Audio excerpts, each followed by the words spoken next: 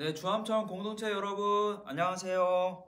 벌써 5번째 친친 성경 공부 시간이 되었습니다. 오늘은 주님의 기도, 우리가 주기도문이라고 부르죠, 흔히. 네, 주님의 기도에 대해서 알아보도록 하겠습니다. 이 주기도문, 이 주님의 기도가 왜 중요한가? 이것은 예수님께서 친히 제자들에게 어떻게 기도하라라고 말씀하신 그 기도에 대해서 이제 가르쳐 주신 기도이기 때문에 우리가 집중해서 볼 필요가 있죠. 네, 주기도문 이제 마태복음 6장 9절에서 13절까지의 말씀에 보면 나타나 있죠. 제가 한번 읽어보도록 하겠습니다. 일단 6장 9절에서 13절까지의 말씀. 그러므로 너희는 이렇게 기도하라. 하늘에 계신 우리 아버지여, 이름이 거룩히 여김을 받으시오며 나라가 임하시오. 뜻이 하늘에서 이루어진 것 같이 땅에서도 이루어지이다. 오늘 우리에게 일용할 양식을 주시옵고 우리가 우리에게 죄 지은 자를 사하여 준 것 같이 우리 죄를 사하여 주시옵고 우리를 시험에 들게 하지 마시옵고 다만 악에서 구하시옵소서. 나라와 권세와 영광이 아버지께 영원히 있사옵나이다. 아멘. 네, 그렇습니다. 이 기도가 어떤 기도가 좋은 기도일까? 일단 7절 말씀해 보시면 마태복음 6장 7절 말씀해 보시면 이제 또 기도할 때 이방인과 같이 증언부언하지 말라. 그들은 말을 많이 하여야 들으실 줄로 생각하느니라 라고 말씀하고 있어요. 근데 당시에 로마의 철학자 이제 세네카가 이제 신들을 지치도록 만들어라 라는 얘기를 했단 말이죠. 그러니까 어떻게 보면은 그런 영향을 받았던 거죠. 그때 당시에 유대인들이 또한 그런 영향을 받아서 또 긴 기도, 또 시간을 길게 하는 기도가 이제 좋은 기도라고 생각했는데 이제 예수님께서는 그러한 것들에 대해서 지적을 하시죠. 그러면서 이제 오늘 시작 이제 9절 말씀 보시면 하늘에 계신 우리 아버지여라고 시작합니다. 하늘에 계신 우리 아버지여, 이거 기도의 대상을 알려주고 있죠. 기도의 대상은 누구인가? 그렇습니다.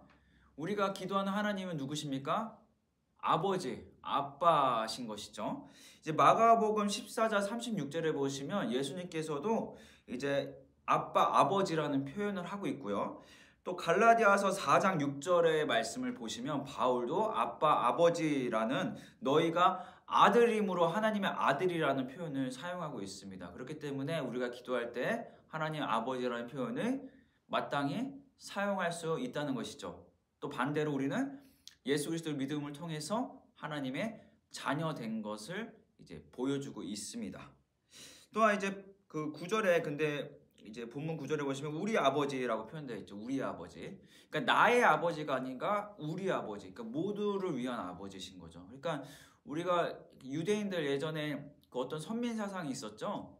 이제 우리가 특별하다. 우리는 하나님의 선택받은 백성이다라는 특별한 어떤 자기만의 어떤 특별한 사상과 또 선민 사상들이 있었는데 그것은 올바른 이제 생각과 개념이 아니고 하나님 아버지께서는 모두의 하나님 되신 모두의 아버지 되심을 말씀하고 있는 것이죠. 그리고 또한 우리도 모든 이웃들에게 관심을 가져야 하는 또 우리 모든 이웃들이 하나님의 자녀됨 그것을 우리가 인식하며 다른 이웃들을 대한다면 사실 그 대하는 자세와 마음이 많이 변화될 거라 생각됩니다. 그것이 우리 아버지에서 나타나고 있고요. 또 어디 계시다고 표현하고 있죠? 9절에 보시면 하늘에 계신이라고 말씀하고 있습니다. 하늘에 계시다는 것은 진짜 하늘에 계시다는 것을 의미하기보다는 이제 하늘에 계시다는 것은 하나님의 어떤 권위, 하나님의 어떤 권세를 보여주고 있는 것이죠. 사실 하나님은 어디나 계시죠? 그렇죠? 그러나 하늘에 계시다는 것을 그 높이 하나님의 그 높은 영광, 그 존귀, 그 어떤 그런 형상을 나타나기 위해서 이제 하늘에 계신이라는 표현을 썼다고 이제 생각하시면 좋을 것 같습니다. 그러면서 이 주기도문 크게 두 가지로 나뉘죠. 첫 번째는 하나님을 향한 기도고 두 번째는 우리를 위한 기도로 나뉘어져 있습니다. 첫 번째로 하나님을 향한 기도에 대해서 우리가 나누어 보도록 하겠습니다. 이제 9절 말씀해 보시면 우리 아버지여 이름이 거룩히 여김을 받으시오며 거룩히 여김을 받기를 원한다고 이제 말씀하고 있는데 이것은 아버지의 이름이 어떻게 나의 삶을 통해서 우리의 삶을 통해서 거룩해지기를 원한다는 고백이면서 동시에 어떤 것입니까? 나는 하나님의 자녀답게 살아갈 것이라라는 이제 결단의 기도임을 보여주고 있습니다. 네, 그렇기 때문에 이제 물론 마땅히 거룩히 여김을 받으셔야 마땅한 분이시죠. 네, 그러나 이것은 그냥 그것으로 끝나는 것이 아니라 나의 삶을 통해서 주님의 이름이 거룩해지길 원합니다. 내가 거룩한 삶을 살아갈 것입니다. 라는 결단의 이제 기도인 것을 잊지 않으셨으면 좋겠습니다. 그리고 이어서 10절에 보시면 나라가 임하옵시며, 하나님의 나라가 임하는 것이죠. 이것은 어떤 뜻일까요? 그러니까 하나님의 통치를 받아들인다는 것이죠. 하나님의 통치를 받아들인다는 것은 무엇입니까? 내가 하나님의 말씀을 따라 살아가겠다는 고백인 것이죠. 그러면서 무슨 이제 하나님의 어떤 절대 주권을 내가 인정하고 내 그 절대 주권을 감사하는 삶을 살아가겠다는 고백인 것입니다. 근데 하나님의 절대 주권이 왜 우리에게 감사할까요?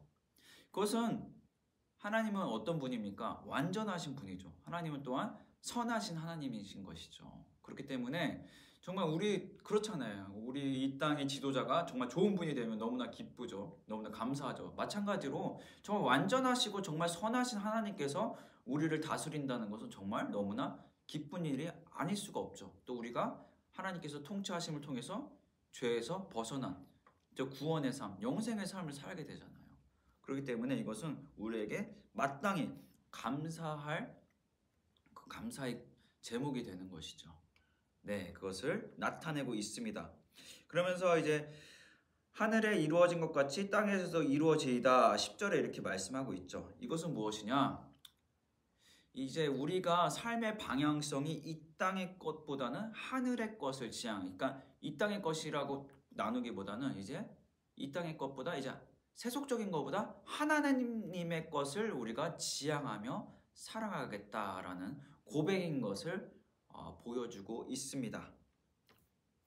여기까지가 이제 하나님을 향한 기도고요. 두 번째, 우리를 위한 기도. 네, 보시면 11절에 보시면 오늘 우리에게 일용할 양식을 주시옵고, 우리에게 일용할 양식을 주셨죠. 그렇죠? 이것은 하나님께서 우리의 어떤 공급자 되심을 이제 인정하는 고백이면서 동시에 이제 우리가 어떤 것을 필요 이상 뭐 시간도 있고 뭐 우리 어떤 돈도 있고 어떤 우리 달란트도 있고 어떤 여러 가지가 있죠. 그 어떤 것 그런 것들 하나님께서 우리에게 주신 것들 공급해 주신 것들 우리가 낭비하지 않겠다는 거죠. 낭비하지 않고 하나님을 위해 쓰겠다는 고백인 것입니다.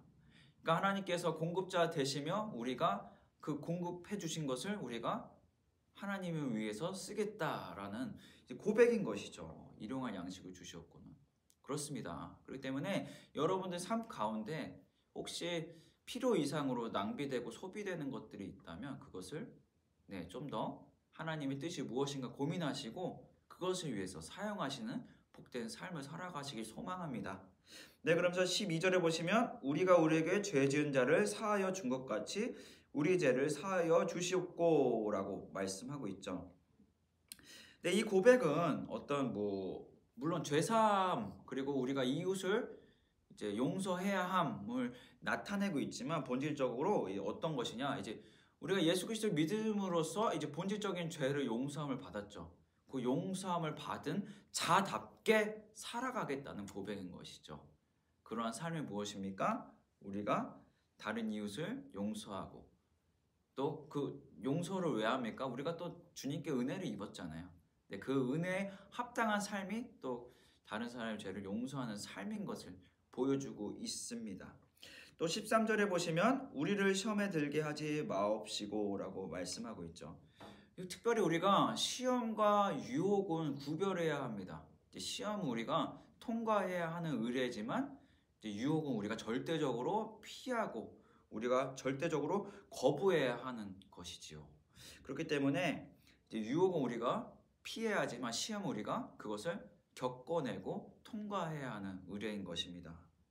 그러나 그 시험을 통과해야지 그 속에서 허우적거리거나 머물러서는 안 되는 것이죠. 그래서 13절에 우리를 시험에 들게 하지 마시옵고 라고 말씀하고 있는 것이죠. 근데 우리가 시험에 들지 않는, 그 속에 빠지지 않는 삶이 바로 이어서 말씀하고 있어요. 13절에 뭐라고 말합니까? 악에서 구하시옵소서. 그러니까 우리에서 악에서 이제 구하여지는 거죠. 13절에. 근데 이 악에서 구하여지는 삶이란 무엇인가? 그것은 예레미야 2장 19절에 보시면 너무나 잘 말씀하고 있습니다. 제가 한번 읽어보도록 하겠습니다. 내 악이 너를 징계하였고 내 반역이 너를 책망할 것이라. 그런즉 내 하나님 여호와를 버림과 내 속에 나를 경외함이 없는 것이 악이요 네, 고통인 줄 알라. 주 만군의 여호와의 말씀이니라 라고 말씀하고 있죠. 그러니까 내 안에, 내 속에, 그리고 내 삶 속에 하나님을 경외하는 마음과 그 행동이 없는 것이 악이라고 말씀하고 있죠. 그렇기 때문에 오늘 본문에 악에서 구하옵시옵소서, 이건 무엇입니까? 네, 우리가 하나님을 경외하는 마음이 있는가, 또 하나님을 경외하는 행동이 지금 뒷받침되고 있는가. 만약에 우리가 도덕적으로 잘못을 한다, 안 한다, 물론 그것도 중요하지만 그것보다는 우리가 하나님을 경외하는 삶을 살아가고 있는가가 더 이 본문에서 이 주님의 기도에서 강조되고 있는 것이죠. 네, 그렇습니다. 그리고 이제 마지막에 보시면 이제 13절 마지막이죠. 나라와 권세와 영광이 아버지께 영원히 있사옵나이다. 이제 마지막 어떤 송영인 느낌이죠. 네, 그리고 하나님께 다시 한번 영광을 돌리는, 그쵸? 근데 여러분들 여기 마지막에 아멘으로 마치고 있죠. 아멘은 이제 진실하다, 동의하다, 또 확신합니다 라는 뜻을 이제 포함하고 있습니다. 그렇기 때문에 아멘은 이제 기도로 우리가 아멘을 마치죠. 그렇죠? 그러니까 하나님의 뜻은 진실하십니다. 그리고 하나님의 뜻에 동의합니다. 그리고 하나님의 그 계획하심에 나는 확신합니다 라는 뜻으로 이제 기도를 마무리하는 것입니다. 네, 여러분들 이제 매주 우리가 주암청 예배를 드리면서 주기도문을 이제 우리가 하나님께 기도를 드리고 있는데요. 이런 의미를 우리가 생각하면서, 오늘 배운 것들 생각하면서 이제 중언부언하듯이 어떤 주문 외우듯이 주기도문을 하는 것이 아니라 의미를 하나하나 곱씹으면서 주기도문으로 주님께 기도하기 원합니다. 또 여러분들 개인적으로 기도할 때에도 오늘 이 말씀, 이 주님이 가르쳐 주신 기도를 이제 바탕으로 하여서 여러분들이 정말 참된 주님이 기뻐하시는 기도를 하기를 소망합니다. 네, 오늘 여기까지고요. 다음 주에 또 뵙도록 하겠습니다. 여러분들 안녕.